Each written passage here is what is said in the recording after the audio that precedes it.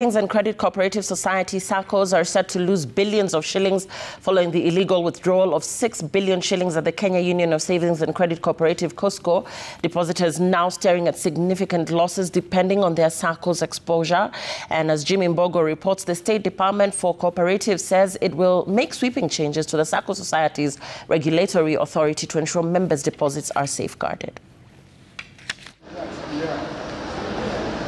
In what appears to be a significant case of oversight negligence, Saccos are said to see their depositors lose their hard-earned cash that was deposited in the Kenya Union of Savings and Credit Cooperative, KUSCCO. According to their financial results, Mhasibu Sacco is said to lose over 480 million shillings, while members of Kimisitu Sacco will lose over 353 million shillings. Members of the Law Society of Kenya Sacco have not been spared either, with the Sacco expected to lose at least 19 million shillings in investment despite their efforts to terminate their investment with KUSCCO.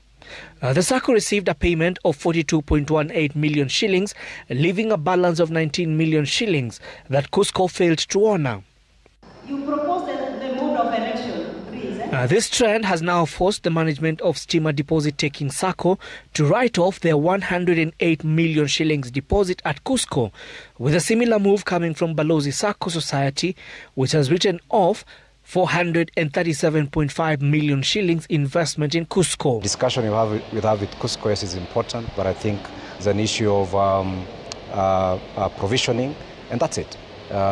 We are hopeful, and we do believe that KUSCCO will be revived, and we are leading that process to ensure that moving forward, we still need the advocacy, we still need a body to be able to do lobbying for us. We have recommended to SASRA, we have asked SASRA to look at the requirement of IFRS 9, which guides on provisions, and we have said that given the circumstances, we localize a solution so that we protect the moment from having to do instant provision.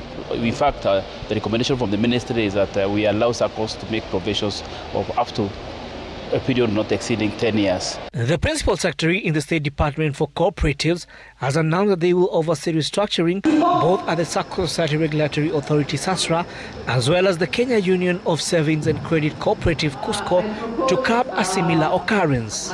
We are amending the SASRA Act of 2008 to ensure that anybody who is taking deposits is regulated by SASRA. We are going to look at the setup of SASRA. Is SASRA operating optimally? Does SASRA has the capacity to regulate the kind of the 4,000 or so Saccos we have? The answer is no. Our mantra has been a shilling in a Sacco should be as safe as a shilling in the bank.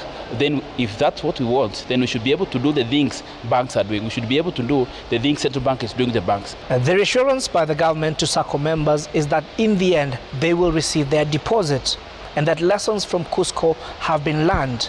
But the question that lingers in the mind of depositors is whether something could have been done to mitigate against these losses. Jimmy Mbogo, Citizen TV.